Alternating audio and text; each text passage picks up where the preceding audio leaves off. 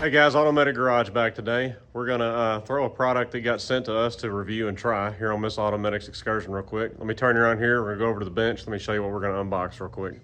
So this was sent to us by Speed Lab Racing, or Flashark is another one also.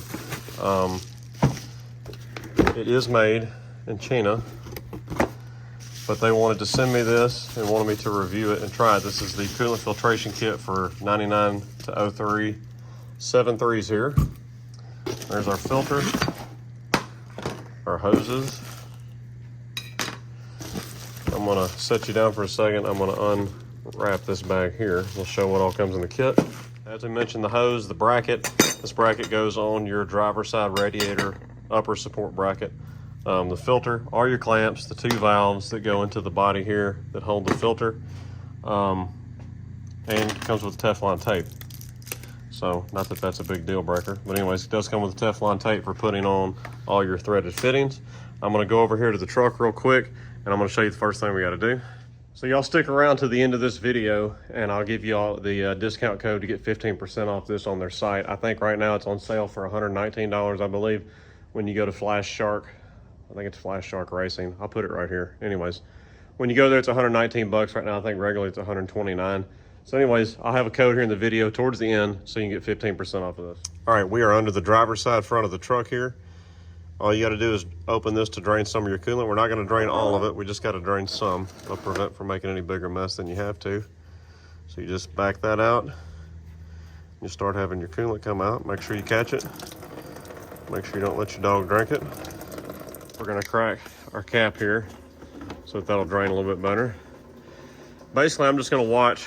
I'm gonna get this whole reservoir drained and then let it drain a couple more minutes after that. And that should have me down below where the plug is that we have to remove, because what we're going after is that plug right there, right below my finger right there, that square plug. We gotta remove that one, so we're gonna try to prevent making any bigger mess than we have to and drain some of this coolant. All right, while our coolant's draining, I'm gonna go and start assembling some of this. So we have this facing up where the filter goes. This bracket goes just like this. These are 9/16.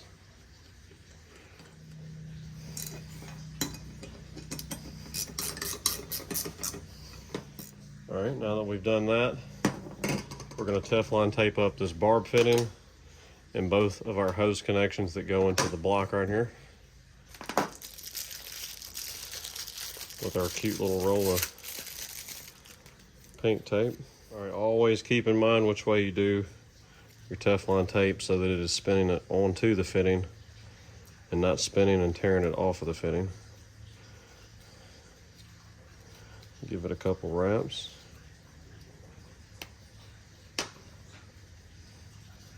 I did not mention we're also going to do both of our valves here with the Teflon tape. All right, so this plug was already installed in here, and it does not even look like the Teflon tape is, well, I say it was installed in here. It wasn't tight.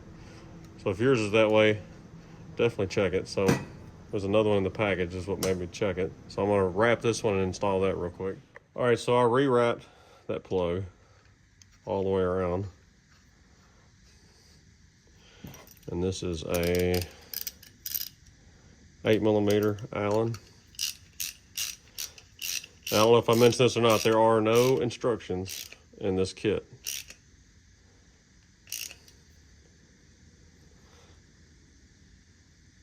It's pretty tight for aluminum. All right, we threaded our valves onto both of our hoses here. The one with the T-connector goes on the left-hand side, looking from the back. This will be pointing at the motor. It's going towards our coolant reservoir. So we're gonna get that one started there. The other one comes straight out the back, pointed directly at the motor. All right, the valves are 3/4 inch. So we got our 3/4 inch wrench. And remember, these are aluminum, or the housing is aluminum, so don't over tighten it. I feel like I can make one more round to get it pointed straight up here. We're gonna stop there. Do the same thing here. 11/16 does your hose into your valve. I'll back this up with my wrench here.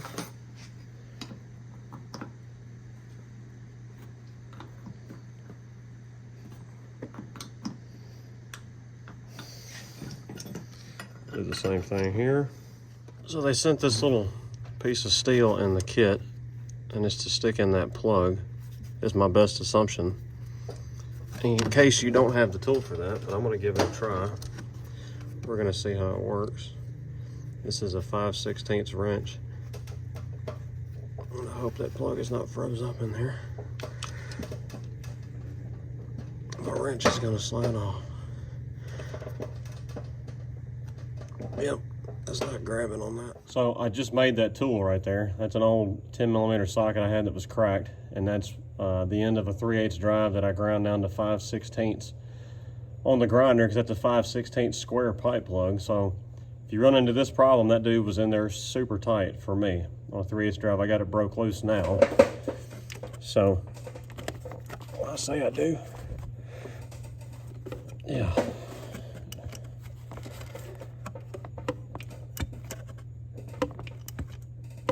It's really in there, and I put it in there while it was still really hot from the welder, which I think kind of helped break it loose maybe.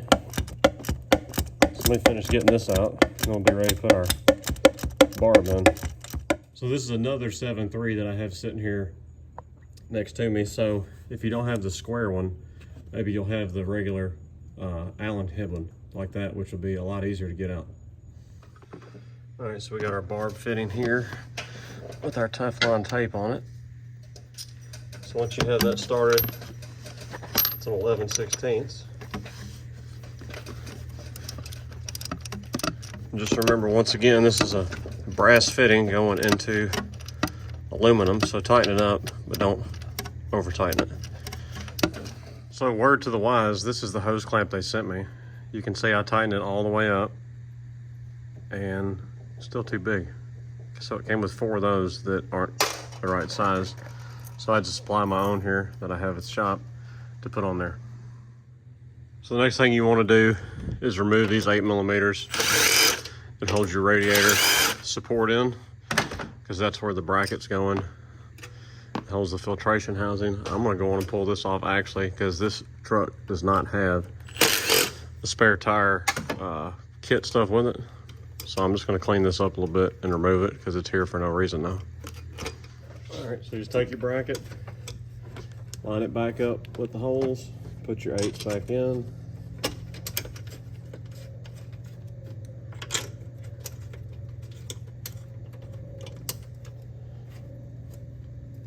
I'm actually going to leave this loose in case I need to move it just a little bit until I get everything else done.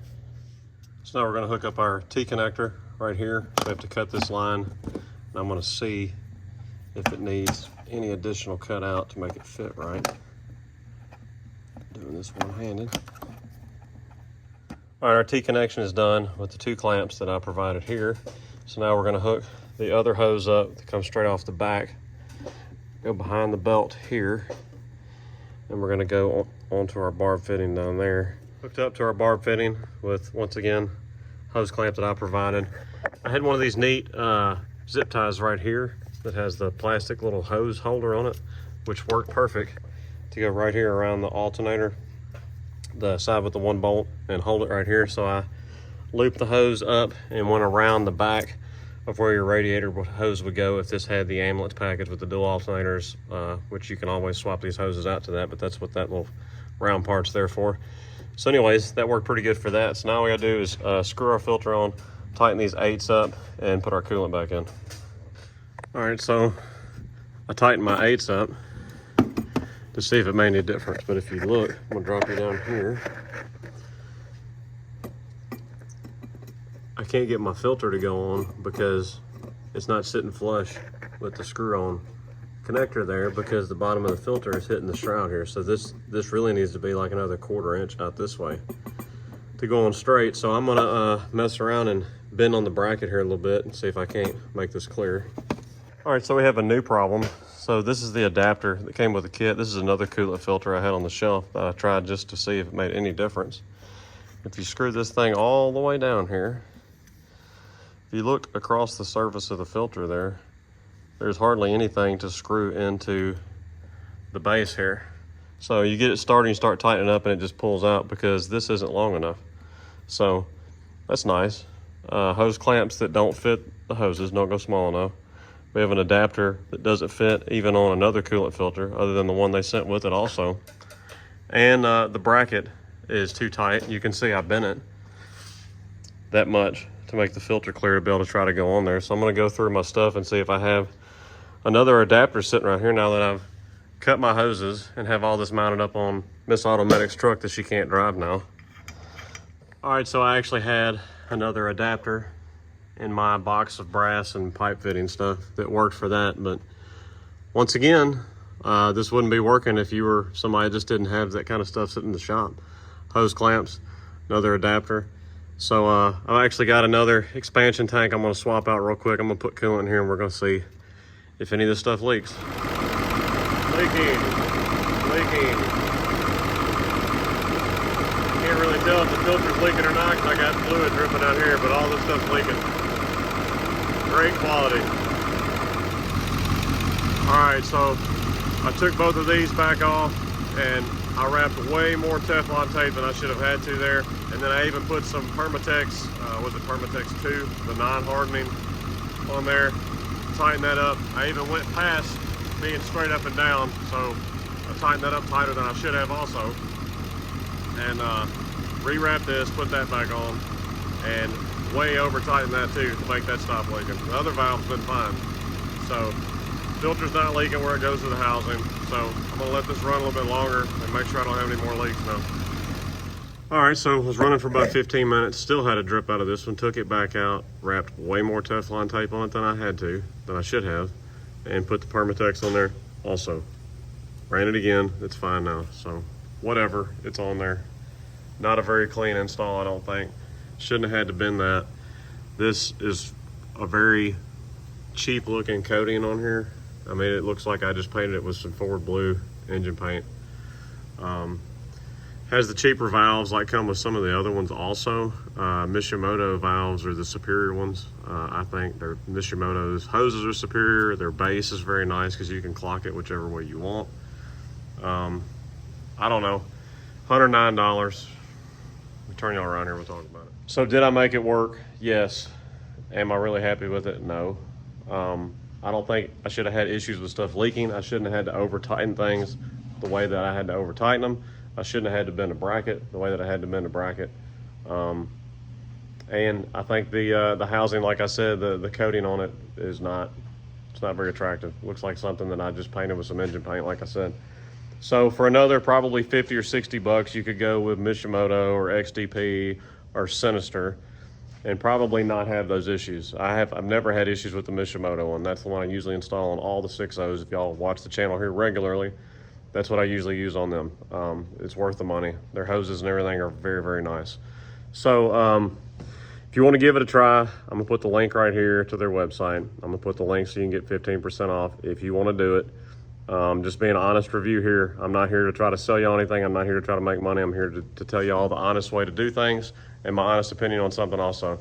This is Automatic Garage signing out. Y'all like, subscribe, comment, check us out at Facebook, Instagram, and Rumble. Go check out all of our other Power Stroke, Ford, diesel content we have here on the channel.